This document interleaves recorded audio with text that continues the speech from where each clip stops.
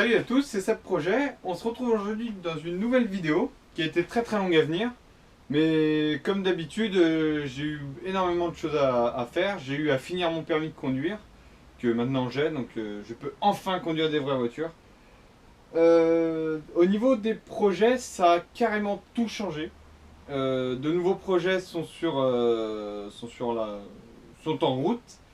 Mon ancien projet qui n'a pas très bien marché puisque les tuyaux étaient vraiment très petits. Donc à quelques endroits avec les vibrations du moteur, à force du temps, ont plié le châssis. Donc malheureusement j'ai dû annuler ce projet-là qui était malheureusement très bien parti, pratiquement fini, et au premier tour de roue ça a été la catastrophe.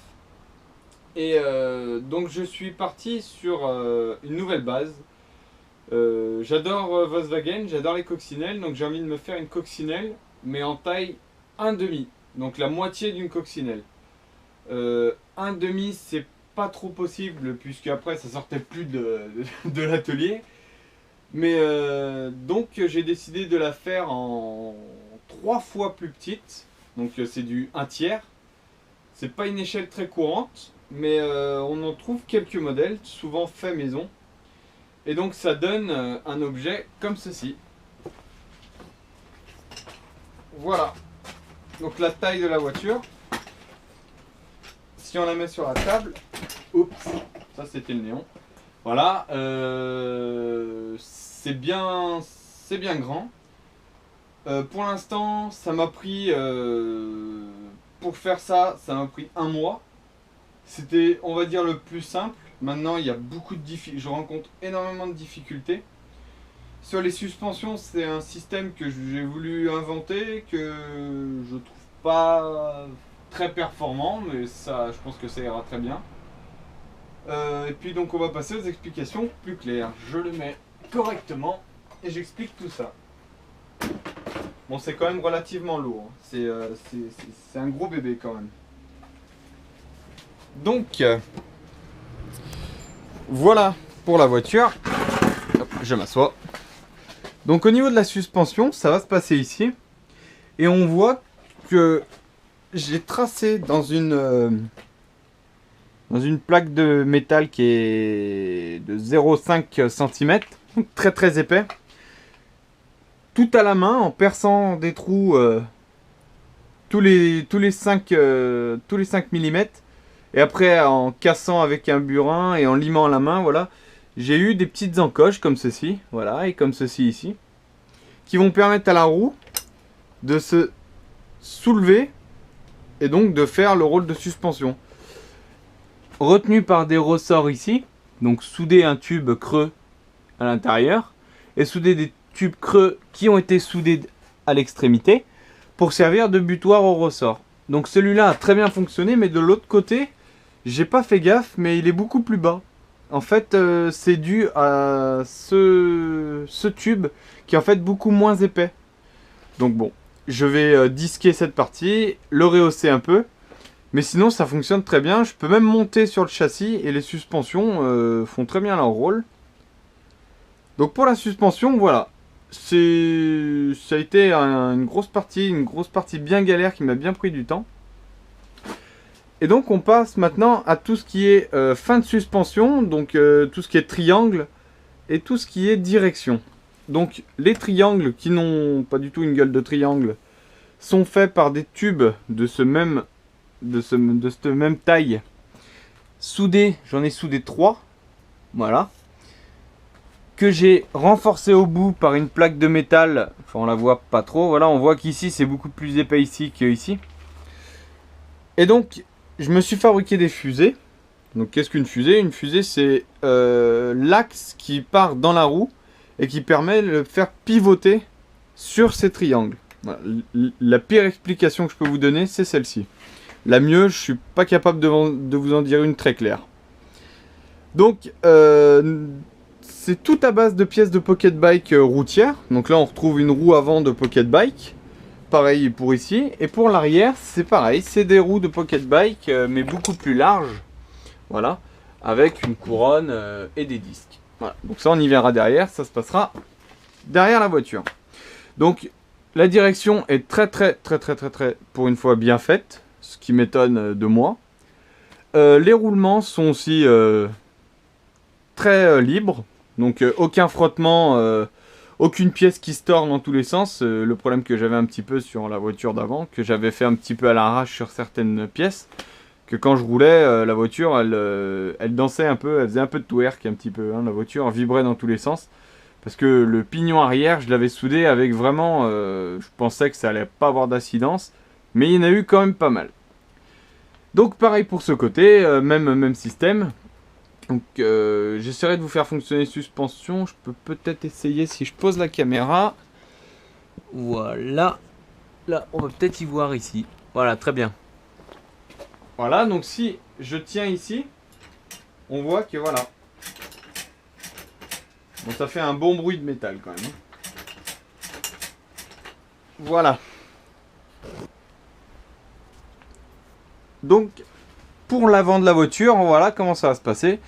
Et pour la direction, je vais sans doute utiliser un moteur d'essuie-glace de voiture qui permet d'avoir un gros couple et pas beaucoup de vitesse et qui va pouvoir faire tourner ce monstre qui fait pour l'instant 10 kg sans le moteur. Donc le moteur, ça va être une grosse partie du projet puisque ça va pas être comme ceci. Celui-ci est un 48 cm3 de pocket bike avec un pignon tout petit rikiki ici, puis une grosse couronne à l'arrière. Donc qui dit petite couronne moteur et grande couronne arrière dit couple. Moi j'ai décidé de coupler deux moteurs comme ceci puisque j'ai eu la chance d'en avoir deux. Donc il y en a un ici et un ici, voilà, que je suis en train de démonter et d'améliorer. Donc les deux moteurs fera partie d'une vidéo qui sera assez longue puisque ça va être la préparation des moteurs. Donc il va falloir limer la boîte à clapet qui se trouve ici pour permettre un plus d'essence, qui permettra de faire arriver plus d'essence dans la culasse. Ensuite nous allons limer la culasse en bas. En bas de la culasse, on a des je ne sais pas du tout comment ça s'appelle, des petites pattes en aluminium qu'il va falloir un petit peu limer pour laisser passer le courant, c'est ça, oui, bravo, le carburant plus facilement. Voilà donc pour le moteur avec un échappement qui fait du bruit, énormément de bruit. Donc pour l'instant je sais pas du tout comment je vais les accoupler puisque ils vont se présenter comme, alors, hop, comme ceci. Donc voilà, ils vont être comme ceci. Donc il va falloir que je les accouple. Non, lui il est à l'envers. Là il est à l'endroit. Très bien. Voilà. Donc après ils vont se centrer sur le moteur. Le démarreur va se retrouver sur lui. Et donc l'embrayage qui a été enlevé de celui-ci va se retrouver sur le volant moteur de celui-ci. Et donc on partira avec la chaîne de ce côté qui ira ici. Donc elle sera beaucoup plus déportée puisque le moteur sera beaucoup plus large. Et pour l'instant le point que je ne sais pas du tout comment je vais m'y prendre, c'est au niveau de la transmission. Puisque j'ai essayé de souder la couronne mais elle a un gros souci, c'est qu'avec la chaleur elle s'est déformée. Pourtant j'y suis vraiment allé très doucement. Voilà, donc niveau moteur, niveau frein à disque, lui il a, vu comme il est épais, lui il n'a pas été tordu, c'est très bien, lui il tourne très bien. Dedans, ça c'est un tuyau, avec à l'intérieur j'ai 4 roulements à billes de route pocket bike, donc ce qui me permet d'avoir une boîte, je ne me rappelle plus, il y avait un terme pour ceci, enfin voilà, une transmission assez quand même libre, sans frottement, à refaire malheureusement. J'étais bien content de moi mais il va falloir la refaire ou l'agrandir du moins. Au bout ici il y aura un cardan qui vont descendre sur des triangles et qui vont atterrir sur des fusées arrière pour permettre aussi une suspension de la voiture, mais ça pour l'instant c'est encore projet. Je n'ai pas encore trouvé vraiment ce qui va bien aller pour faire ceci. Donc voilà, pour cette voiture c'est tout bon. Le châssis, c'est un gros châssis qui a été soudé avec du tube, du gros tube, hein, c'est du tube, je me rappelle même plus, du 2 par 2 par 2 par 2 par 1,5. Donc 2 de large, 2 de large.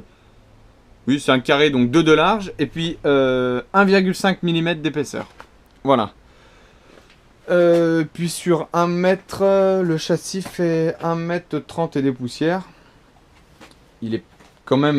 non, il fait 1,10 m. Oui, 1,10 m, puisque 1,30 m, ça sera à la fin. 1,10 m. Et puis voilà. Donc pour celui-ci, c'est tout ce que j'ai à dire. L'autre projet, on le retrouve ici, là, abandonné dans ce coin. Voilà. Coucou. Coucou. Voilà. Il est ici, malheureusement. Bon, j'aurais bien aimé pouvoir vous faire une vidéo où il roulait, le petit bébé, mais il n'a pas voulu. Donc voilà. Je peux vous montrer aussi la fameuse voiture, la Obao. Donc on peut voir qu'elle est amputée de quelque chose de vital, le moteur. Donc qu'est-ce qui s'est passé? Il s'est passé que je suis quelqu'un de très très délicat sur les accélérateurs. Et donc la voiture était d'occasion, l'embrayage était quasiment mort mais je l'avais pas vu. Et donc je me suis mis sur une piste de cross et puis j'y ai tout mis dans la tronche. J'ai fait des accélérations de dingue jusqu'au moment où l'embrayage est passé à travers la cloche. Donc je me suis dit qu'il y avait un petit souci. Et voilà, il manque juste un embrayage adapté à la voiture, puisque celui qui était enlevé était un embrayage vraiment très peu fiable pour ses moteurs. Donc quand j'ai été au magasin de modélisme, ils m'ont dit que pour des moteurs assez puissants, c'est un 4 cm3 dessus, il faudrait passer sur un embrayage 3 points, et soit en aluminium, mais il m'a dit qu'il y avait, que ça pouvait se rayer, soit... Voilà, on n'a pas encore décidé de quel embrayage irait bien sur cette voiture. Mais d'ici les beaux temps, elle sera repartie, puisque c'est vraiment une très chouette voiture à piloter.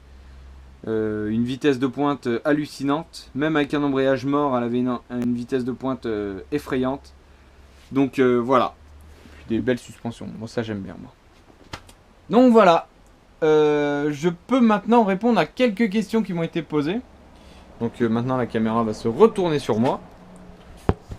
Voilà. Hey!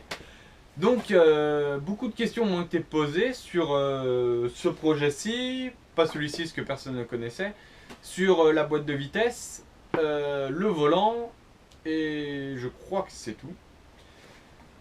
Donc pour répondre à ces questions, donc normalement je réponds assez souvent par commentaire, à part quand c'est vraiment très méchant, comme certaines personnes m'ont posé des questions, enfin non, m'ont pas posé des questions, m'ont insulté carrément sur mon projet en disant que c'était un projet dégueulasse, fait à la va-vite.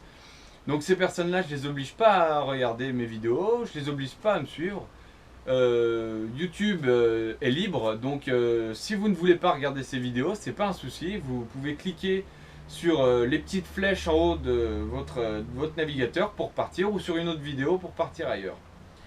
Mais maintenant, pour les gens qui sont beaucoup plus intelligents et qui me font vraiment très plaisir et qui me suivent et qui m'encouragent, qui me donnent des conseils, et je les prends mais avec le plus grand plaisir que je peux, ce qui m'ont bien aidé pour ce projet-là.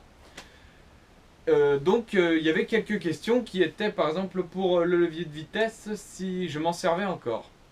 Alors non, pour une raison, c'est qu'à Noël j'ai eu un G27, donc j'ai préféré jouer avec le G27 qui était carrément mieux fait. C'était pas la même, c'est pas le même pilotage avec la mienne comme avec celle du G27. Voilà. Je ne la vends pas non plus. Beaucoup de personnes m'ont demandé de la vendre ou d'en fabriquer pour eux. Je ne suis pas capable de faire ça. Parce que ça a été vraiment un projet qui m'a pris un petit peu de temps, qui n'est pas fiable à 100%. Donc j'étais toujours en train de la bidouiller. Donc je pourrais pas la vendre, puisque si elle partait, la personne se retrouverait embêtée au bout de 2 jours, elle serait déjà en panne. Donc voilà, je me permets pas de la vendre. Sinon, niveau projet, donc comme je l'ai dit au début de la vidéo, celui-ci remplace tous les autres projets. Tous les autres projets qu'il y avait avant, donc sauf le Ratrod qui lui est parti. Le buggy qui est là-bas, on l'oublie, il servira pour pièces s'il y a des pièces compatibles pour celui-ci, voilà. Sinon, on l'oublie. Maintenant, on va se mettre sur celui-ci qui va être une coccinelle normalement à la fin. Enfin, je l'espère si j'y arrive. Et voilà. Donc, je me rappelle plus. Il y avait une question qu'on m'avait posée, mais je m'en rappelle plus du tout. Si, oui, avec quoi je filme? Eh ben, je filme avec une GoPro Hero 3 Plus Silver Edition que je me suis acheté pour une seconde chaîne YouTube que je vous mettrai en description. Ça me ferait aussi bien plaisir que cette chaîne décolle un petit peu, puisque là pour l'instant c'est vraiment des vues, je n'atteins même pas les 50 vues encore.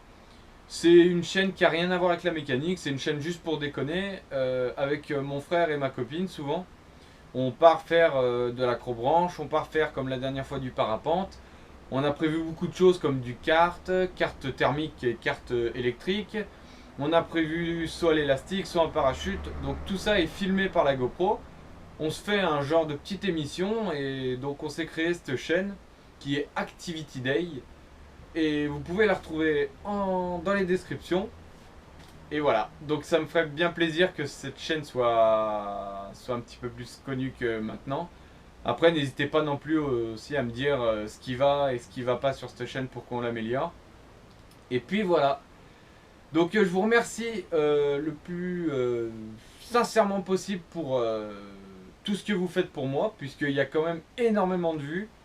Cette chaîne YouTube pour la mécanique a décollé, enfin pour moi, j'en suis pas encore au stade de tous ces youtubeurs, mais pour moi ça a vraiment été génial.